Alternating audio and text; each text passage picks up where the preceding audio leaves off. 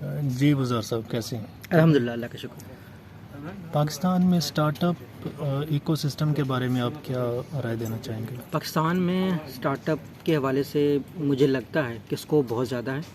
ہمارے لڑکے خاص طور پر، آپ خود ملیشیا میں رہتے ہیں، آپ ملیشیا، تھائی لینڈ، ان ایریاز میں اگر ہیں تو پاکستانی اور انڈین لوگوں کا جو بولنے کا سٹائل ہے وہ بہت صاف ہے انگلش کو لے کر. تو سٹارٹ اپس کا جو کلچر یو ایس اے میں سٹارٹ ہوا، ہم تھوڑا سا انگلش کلچر کو بھی دیکھتے ہیں، موویز کو بھی دیکھتے ہیں اور ان لوگوں کو فالو بھی کرتے ہیں. تو مجھے لگتا ہے کہ ایک سکوپ ہے، اتنا آرگنائزڈ نہیں ہے. سٹارٹ اپس کی میٹنگز بھی ہوتے ہیں، meetup.com پہ 1-2 دفعہ مجھے لوگوں نے بلایا تھا کہ ہم سٹارٹ اپ کی میٹنگ کر رہے ہیں. اس طرح کے فنکشنز بھی وہ لوگ کر رہے ہیں. تو مجھے لگتا ہے کہ کلچر بن رہا ہے، ایسا کچھ ہے نہیں، بن رہا ہے. پوٹینشیل کیا ہے سٹارٹ اپس کا پاکستان؟ پوٹینشیل تو بہت زیادہ ہے. یوتھ ہے ہمارے پاس، ایجوکیٹڈ لوگ ہیں، آہستہ آہستہ لوگوں کو ریئلائز ہو رہا ہے. فری لانسرز ہمارے پاس بہت زیادہ ہیں. ایک جو میں اپنے سننے والوں کو، یہ وہ ہوگا اسکلز والا پہ اپڈیٹ ہو جائے گا، ٹھیک ہے، یہ ویڈیو، رائٹ. تو جو بھی دوست ہمارے اسکل والے ہیں نا، ان کے لیے بہت اچھی خبر ہے. وہ یہ ہے کہ جتنے بھی آپ کے پاس آئی ٹی کے جو سافٹ ویئر کے سیٹ اپ بنے ہوئے ہوتے ہیں، یا جو بھی چھوٹی موٹی کمپنی ہوتی ہے، یہ بیسیکلی شروع میں فری لانسرز ہوتے ہیں. جب ان کے پاس زیادہ کام بڑھتا ہے، اپ ورک پہ، فائیور پہ، یا اپ ورک فائیور کے بعد وہ کلائنٹ کے ساتھ ڈائریکٹ ہو جاتے ہیں، تو پھر یہ جو ہے نا اپنی کمپنی سٹارٹ کر دیتے ہیں، دوسرے لوگوں کو ہائر کرتے ہیں، ادھر سے پروجیکٹ پکڑا، ادھر ڈلیور کر دیا. تو جتنے بھی پاکستان کے فری لانسرز ہیں، ان سب میں اتنی صلاحیت ہے کہ وہ خود کے سٹارٹ اپ سٹارٹ کریں. پوٹینشیل تو بہت زیادہ ہے. مگر سٹارٹ اپس کے بارے میں تو ایک جنرل رائے ہے، ایک جنرل انڈرسٹینڈنگ ہے کہ آپ کے پاس بہت بڑا آئیڈیا ہونا چاہیے اور آپ کے پاس بہت بڑی انویسٹمنٹ ہونی چاہیے تاکہ آپ کی سکسیس کا ریٹ بہت زیادہ ہو جائے. کیا یہ چیز لازمی ہے سٹارٹ اپ کے لیے یا انڈیویجول لیول پہ بندہ سٹارٹ اپ انیشیٹ کر سکتا ہے؟ دیکھیں، دو چیزیں ہوتی ہیں. ایک ہوتا ہے بزنس سٹارٹ کرنا، دوسرا ہوتا ہے انٹرپرینور بننا. پاکستان میں بدقسمتی سے انٹرپرینور کا جو ڈیفینیشن ہے نا، وہ صاف نہیں ہے. مطلب ایک بندہ جو دکان کھولتا ہے وہ بھی سمجھتا ہے میں انٹرپرینور ہوں، ایک بندہ جو ریڑھی لگاتا ہے وہ بھی سمجھتا ہے میں انٹرپرینور ہوں، ایک بندہ جو بریانی بیچتا ہے وہ بھی سمجھتا ہے میں انٹرپرینور ہوں، ایک بندہ جو امیزون کے کورسز بیچتا ہے وہ بھی خود کو انٹرپرینور کہتے ہیں کہ ہم بھی انٹرپرینور ہیں. انٹرپرینورشپ جو ہے نا، وہ یہ ہے کہ آج اس وقت دنیا کے جتنے مسائل ہیں ان کا کوئی یونیک سلوشن آپ دے رہے ہو، ایسا طریقہ جو کہ انسرٹن ہے، جس میں سینیٹرٹی ہے ہی نہیں ہے، جو نیا پاتھ آپ اپنا رہے ہیں. مثال کے طور پر جو میٹر ٹیکسی کا جو سسٹم تھا، اس کو جس بندے نے اوبر کے شیپ میں بنایا، ایپ بنایا، تو وہ ایک انٹرپرینور تھا. ایک بندہ صبح اٹھتا ہے کہتا ہے میں بریانی بناتا ہوں، تو وہ ایکچولی ایک بزنس سٹارٹ کر رہا ہے. اس میں کوئی انسرٹن چیز نہیں ہے. کافی سارے لوگ اس کو پہلے کر رہے ہیں. تو بزنس سٹارٹ کرنا ورسز انٹرپرینور ہونا دو ٹوٹلی مختلف چیزیں ہیں. بزنس تو کوئی بھی بندہ سٹارٹ کر سکتا ہے. آپ کے آئیڈیا میں کوئی یونیکنیس نہیں ہے تو آپ ایک بزنس سٹارٹ کریں. ادروائز پاکستان میں جتنے بھی یہ لوگ ریڑھی کھول کے بیٹھے ہوئے ہیں، جتنے بھی لوگ دکانیں کھولے، سب انٹرپرینور ہیں. پھر تو سب انٹرپرینور ہیں. انٹرپرینور پرابلم سالور ہوتا ہے. جو بزنس مین ہوتا ہے نا، وہ صرف اپنی روزی روٹی کما رہا ہوتا ہے یا معاشرے کو ایکسپلائٹ کر کے کسی طریقے سے کیپٹلسٹ ہو کر کسی طریقے سے کر رہا ہوتا ہے. انٹرپرینورز بیسیکلی وہ لوگ ہوتے ہیں جو کہ بہت بڑے پرابلم کو ایک یونیک وے سے حل کرتے ہیں. تو سٹارٹ اپ کو آپ پھر کس طرح سے ڈیفائن کرتے ہیں؟ اب سٹارٹ اپ دونوں بزنس کا بھی ہو سکتا ہے. سٹارٹ اپ جو ہے نا اس کا بھی ہو سکتا ہے، انٹرپرینور کا بھی ہو سکتا ہے، یونیک آئیڈیا کا بھی ہو سکتا ہے. لیٹس سے اس وقت دنیا میں اے سی نیلسن کنسلٹنسی کمپنی ہے، اپسوس بڑی دنیا کی ریسرچ کی کمپنی ہے. پاکستانی کوئی شخص اپنا سٹارٹ اپ شروع کر سکتا ہے ریسرچ کے نام پر، اے سی نیلسن کو فالو کرتے ہوئے، اور یہ بنیاد بنا سکتا ہے کہ اے سی نیلسن کی جتنی بھی زیادہ رپورٹس ہوتی ہیں یا اپسوس کی ہوتی ہیں وہ گلوبل کنٹیکسٹ میں ہوتی ہیں، میں پاکستان کے کنٹیکسٹ میں کروں گا. تو وہ کہہ سکتے ہیں وہ بزنس سٹارٹ کر رہے ہیں. وہ ایک سٹارٹ اپ ہو سکتا ہے، لیکن ضروری نہیں ہے کہ جو سٹارٹ اپ سٹارٹ کرنے والا بندہ ہے وہ کوئی یونیک آئیڈیا پہ کام کرے اور ایک ایسے آئیڈیا پہ کام کرے جو کہ کوئی بڑا پرابلم سالو کر رہا ہو. تو سٹارٹ اپ کے لیے انٹرپرینور ہونا لازمی نہیں ہے. اصل میں یہ ٹرمز بہت بلر ہیں، اس میں جو ہے نا ایسا کلیئرٹی نہیں ہے. ایک ہر بندہ خود کو انٹرپرینور کہہ سکتا ہے، اس میں کوئی وہ نہیں ہے. میری خود کی جو ذاتی انڈرسٹینڈنگ ہے وہ یہ ہے کہ انٹرپرینور ایک ایسا بندہ ہے جو کہ ہمارے پرابلمس کا یونیک سلوشن دے. اگر آپ مارک زکربرگ کو انٹرپرینور کہتے ہیں نا، تو آپ پھر کسی بریانی والی کو انٹرپرینور نہ کہیں. اگر آپ یہ کہتے ہیں کہ یار جیف بیزوس جو ہے نا، جس نے پہلی دفعہ آن لائن کتابیں بیچی انٹرنیٹ کے اوپر، وہ اگر انٹرپرینور ہے تو میرے خیال میں پھر آپ ایک ریڑھی پہ سیب بیچنے والے کو انٹرپرینور نہیں کر سکتے. ادروائز اگر آپ یہ کہتے ہیں کہ انٹرپرینور یہ نیو ٹرم ہے، پھر یہ تو جب سے دنیا بنی ہے، یعنی 1000 سال پہلے یا 2000 سال پہلے، اس وقت بھی تو لوگ دکانیں کھولتے تھے. پھر تو سارے انٹرپرینور ہیں. پھر تو انٹرپرینور کا جو کنسیپٹ ہے وہی ٹوٹل ویگ ہے نا. اگر بزنس سٹارٹ کرنا ہی انٹرپرینورشپ ہے، پھر تو یہ ٹرمز نیو نہیں ہے. یہ تو پھر تو سارے انٹرپرینور تھے جب سے لوگ کاروبار کر رہے ہیں. تو جو ہمارے ویورز ہیں، جی انہوں نے اگر اسٹارٹ اپ شروع کرنا ہے تو ان کے لیے بزنس کا اسٹیپ لینا لازمی ہے یا انٹرپرینورشپ کی طرف وہ ریسرچ اپنی جاری رکھیں؟ دیکھیں میرے خیال میں سب سے پہلی بات تو یہ ہے کہ آپ کی سکلز کیا ہیں. اگر آپ کے پاس کیپٹل ہے, اگر آپ ایک کیپٹلسٹ ہیں, ٹھیک ہے نا, جس طریقے سے یہ ایئر لفٹ والے لوگ تھے, یہ کیپٹلسٹ نہیں تھے لیکن یہ گئے کیپٹلسٹ مارکیٹ میں, جہاں پہ بڑے بڑے ڈسٹریبیوٹرز کے پاس اتنا پیسہ, اتنا سامان ہے, امپورٹرز ایکسپورٹر کے پاس اتنا سامان ہے, تو وہاں پہ جو فوڈ کا ڈومین ہے وہ آلریڈی اتنا, اس میں اتنے پیسے والے لوگ بیٹھے ہوئے ہیں کہ اس میں آپ پیسے کے بیس پہ ان لوگوں کے ساتھ کمپیٹ نہیں کر سکتے.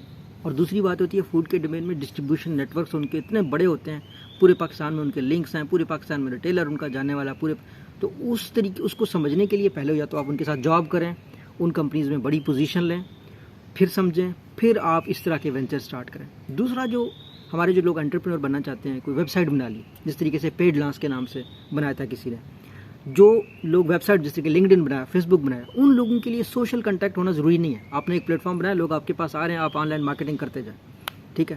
تو جو ہمارے نوجوان ہیں, جو شخص جس کے پاس کیپٹل ہے, وہ ہو سکتا ہے کوئی ویل نون بزنس میں جائے اور پرائز کو, پیسے کو اپنا کمپیریٹیو ایج رکھ کے آگے بڑھے.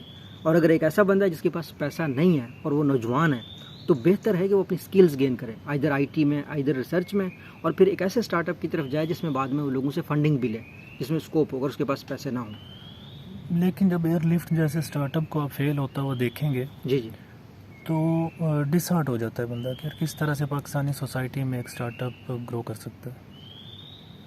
ہاں یہ بات آپ کی صحیح ہے. ایئر لفٹ کا فیلئر نو ڈاؤٹ میرے خود کے لیے بھی بڑا سیڈ ایونٹ ہے, ہر پاکستانی کے لیے. ہم یہ چاہتے تھے کہ یہ کمپنی 1 بلین کی اس کی ویلیویشن ہو جائے اور یہ یونیکارن ہو جائے, مجھے بڑی ہماری خواہش تھی کہ یہ اوپر آئے.